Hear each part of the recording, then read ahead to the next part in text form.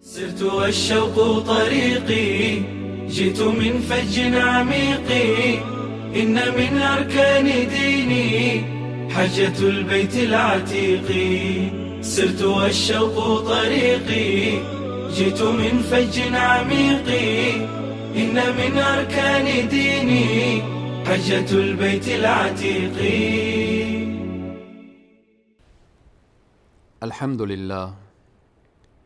الحمد لله رب العالمين، والعاقبة للمتقين، والصلاة والسلام على رسوله محمد وعلى آله وأصحابه أجمعين. قال الله تبارك وتعالى في القرآن العظيم: فأعوذ بالله من الشيطان الرجيم، إن الصفا والمروة من شعائر الله. صدق الله العظيم. خدمت همه عزیزان و بزرگواران، السلام علیکم و رحمت الله تعالی و برکاته. باز هم در برنامه از برنامه‌های دروس حج قرار داریم. حاجی وقتی که از طواف و از مقام حضرت ابراهیم که 2 رکعت نماز هست و نوشیدن آب زمزم و از اینها تمام شد، حالا حرکت میکنه طرف سعی بین صفا و مروه. از صفا شروع میشه، مروه 7 مرتبه ابتدا در صفا از صفا هست و انتها در مروه هست. حالا دروسی که در این رکن حج و یا واجب از واجبات حج که قرار گرفته صفا و مروه، در این چی دروسی نهفته هست؟ درسی که حاجی از صفا و مروه میگیره اینه که انسان باید در تلاش باشه. انسان باید همیشه تحرک داشته باشه. اگر میخواهد به جای برسه و اگر میخواهد مشکلاتش حل بشه باید تحرک داشته باشه. بعضی از انسان ها فکر میکنن توکل همینه که برو در یک گوشه بنشین و فقط نه کاری داشته باش نه معامله داشته باش، در جای باش الله سبحانه و تعالی روزی تو را میرسانه. این را میگن توکل. نه خیر، توکل چنین نیست. توکل اینه که حرکت بکن طرف کار و معامله و تجارت و در اینها، بعد توکل به الله سبحانه و تعالی داشته باش. حرکت بکن به طرف علم و دانش، بعد توکل خود به الله داشته باش، الله برای تو علم بده. به اینه که الله سبحانه و تعالی می فرمایه لیس للانسان الا ما سعى. هر کس در دنیا به اندازه تلاش خود، به اندازه زحمت خود به دست میاره همون اشیایی که در طلبش هست. کسی که زیاد وقتی شخص حرکت میکنه به طرف طلب علم، اگر زیاد تلاش کرد و زحمت کشید نمره اعلا میگیره. اگر زحمت نکشید خب طبعا نمره کمتری میگیره. در عرصه تجارت زیاد زحمت کشید سرمایه بیشتری داره. در عرصه عبادت هر قدر اخلاصش بیشتر بود و پیشگاه الله سبحانه و تعالی بیشتر ارزش پیدا میکنه. پس به این که حاجی حرکت میکنه و میایه در صفا و مروه، ابتدا از صفا، ان الصفا والمروه من شعائر الله، شاعر پروردگار عالم. از صفا بیا مروه، از مروه بیا بالاخره در صفا و بین چراغهای سبز یا میلین الاخضرین در اونجا هم باز به سرعت حرکت بکن. اینها دروسی داره که به اینه که ای انسان تو در تلاش باش. ببینین وقتی قرآن به نبی کریم صلی الله علیه و سلم میفرمایه قم فانذر، برخیز، حرکت بکن. نمیشه که در جای خود بنشینی. اگر میخواید این قوم هدایت بشه، اگر میخواید این قوم از آتش جهنم نجات پیدا کنه، اگر میخواید این قوم از تو پیروی کنه، قم، برخیز. و همچنین اگر میخواید الله سبحانه تعالی از تو راضی باشه، قم اللیل، برخیز در شب، نماز تهجد برخیز.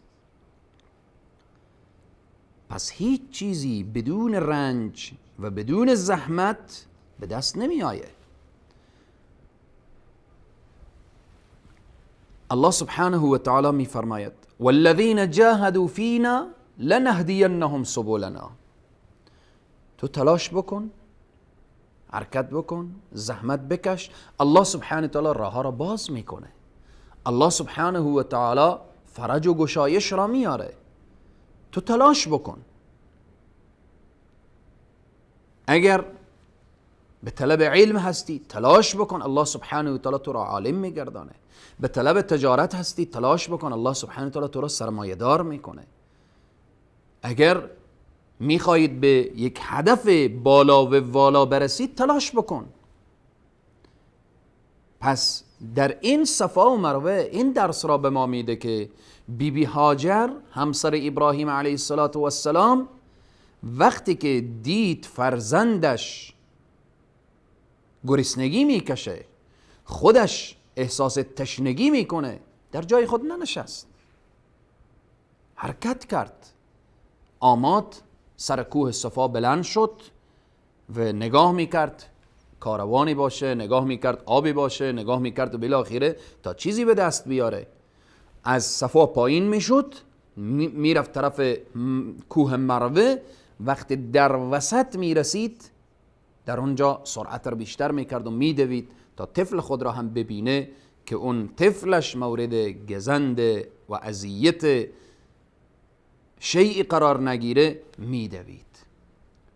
به این زحمت و تلاش و حرکت بیبی هاجر بود که الله سبحانه و تعالی چنان آب را عطا کرد که رسول صلی الله علیه وسلم میفرمایند که کار طعام را هم میکنه و شفا هم هست. شما ببینیم اثرات تلاش، فواید تلاش به این میشه که الله سبحانه و تعالی چنان برکت را به این فرزند و به این مادر عطا میکنه که تا به قام قیامت دیگران از این خیر و برکت استفاده میکنن. دروسی که در این نهفته هست، درس اول اینه که گفتیم تلاش باید صورت بگیره. در تمام قرآن وقتی نگاه میکنیم بعد از ایمان لفظ عمل آمده. وقتی گفته آمینو به تعقیبش گفته که و عمل الصالحات، الا الذين آمنوا وعملوا الصالحات، ان الذين آمنوا وعملوا الصالحات فمن كان يرجو لقاء ربه. اگر امیدوار به لقای پروردگار هستید، لقای پروردگار به چی به دست می آیه؟ فلیعمل، نیاز به کار داره، نیاز به تلاش داره، نیاز به زحمت داره. فلیعمل عملا صالحا ولا یشرک بعبادت ربه احدا. ببینین بیبی هاجر وقتی تلاش کرد در جای خود ننشست، الله سبحانه و تعالی چنان در را باز کرد برای اونها، چنان دروازه خیری را باز کرد که این آب هم برای اینها طعام بود، هم نوشیدنی بود و هم داروخانه بود. اگر کوچکترین اندک مریضی به شامل حال اونها میشد، این آب زمزم شفا بود. پس از این آمدن به صفا و مروه این درس میگیریم که باید همیشه تلاش داشته باشیم در کارهای خود، در برنامه‌های خود، در تمام اموری که هست. در عرصه سیاسی میخوایم به جایی برسیم، باید تلاش کنیم. در عرصه اقتصاد میخوایم به جایی برسیم، باید تلاش کنیم. در عرصه اجتماع میخوایم به جایی برسیم، باید تلاش کنیم. در عرصه علم و دانش میخوایم به جایی برسیم، باید تلاش کنیم. آخرت خوبی میخوایم داشته باشیم، باید تلاش کنیم. دنیای خوبی میخوایم داشته باشیم، باید تلاش کنیم. والذین جاهدوا فینا لنهدینهم سبلنا. الله دروازه ها را باز میکنه. وقتی تلاش کردیم، تقوای الهی را از آن خود ساختیم، و من یتق الله یجعل له مخرجا و یرزقه من حیث لا یحتسب. تقوا به چی به دست میاد؟ به تلاش. وقتی تقوا شد، خدا ترسی شد، خداجویی شد و الله را از خود راضی کردیم، در اینجا الله سبحانه و تعالی دروازه های رحمت را باز میکنه. از جای رزق و روزی را میرسانه که انسان گمان نمیکنه. دروس دیگری که از صفا و مروه حاجی میگیره چیست؟ اون دروس بعد از میان برنامه انشاءالله بیان میشود. با ما باشید.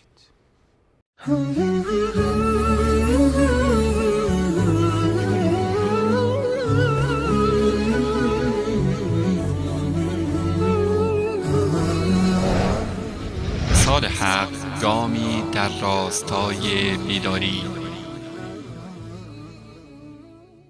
مجددا السلام علیکم و رحمت الله تعالی و برکاته. ان الصفا والمروة من شعائر الله. صفا و مروه از شعائر پروردگار عالم است. و من یعظم شعائر الله فانها من تقوى القلوب. کسی که عظمت و بزرگی شعائر پروردگار را بدانه، این نشان دهنده تقوای شخص هست. دروسی که از صفا و مروه گفتیم حاجی میگیره، درس تلاش بود، درس زحمت بود، درس بیداری و هوشیاری و زیرکی بود. دروس دیگری که در این مکان و یا در این فعل حاجی و در این عمل حاجی که صفا و مروه هست، دروس دیگری که از این عمل خود حاجی میگیره، اینه که انسان باید صبر و استقامت داشته باشه. بیبی هاجر وقتی که ابراهیم علیه السلام فرزند خود را و همسر خود را در این وادی لم یزرع گذاشت، فقط بیبی هاجر اینقدر گفت که آیا ما را به دستور پروردگار عالم اینجا آوردید یا به دستور سارا؟ ابراهیم علیه السلام گفت به دستور پروردگار عالم.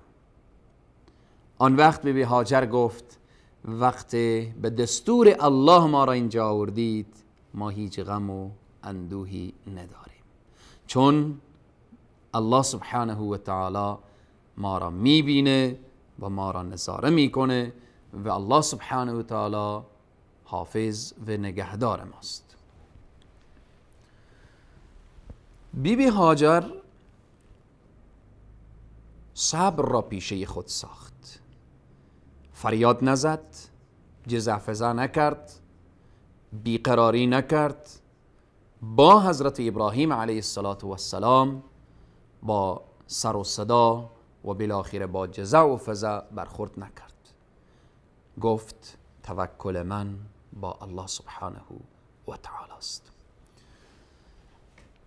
نکته دیگر این که وقتی بیبی هاجر از صفا میره مروه، در بین این چراغ‌های سبزی که امروزی حجاج میدوند، بیبی هاجر میدوید.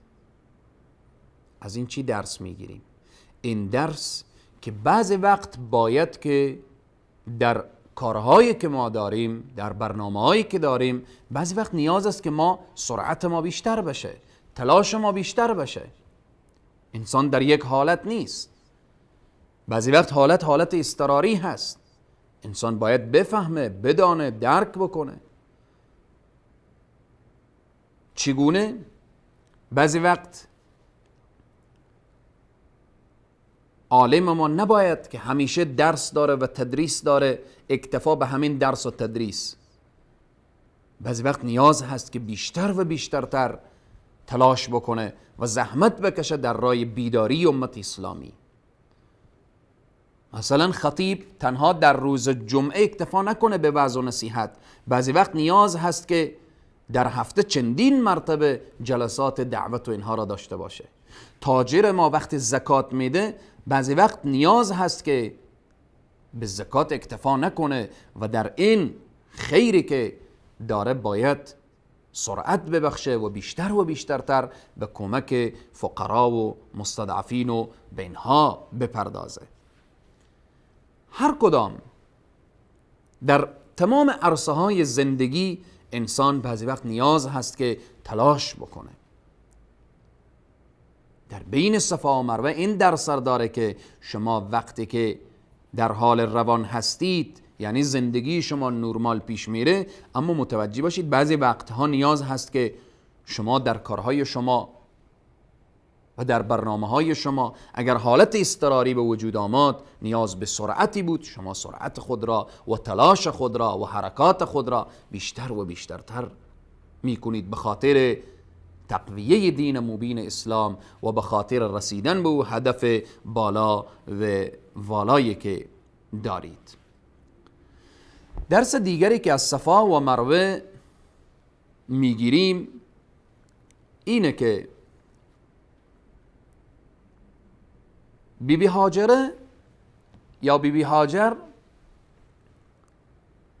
وقتی که از صفا حرکت میکنه میایه به مروه، خب یک مرتبه بلند کوه صفا بلند شد، کسی را ندید، آمد بر کوه، بر جبل مروه یا در اون کوه که مسما به مروه هست، باز هم چیزی را ندید، این کار را ادامه میدهد، میایه صفا میره مروه، مروه صفا، صفا مروه، تا نتیجه را میبیند، تا این که متوجه میشه که الله سبحانه و تعالی از کنار اسماعیل علیه السلام که طفل بود و از جوار کعبه که هنوز کعبه هم ساخته نشده بود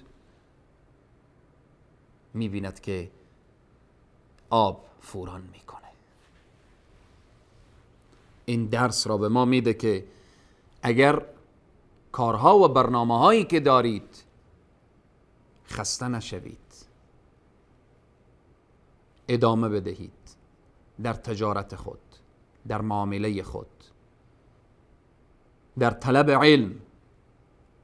اگر طالب العلم هستید، اگر تاجر هستید، اگر در هر فنی که روان هستید که خلاف شرع نیست، احساس خستگی نکن، تلاش بکن.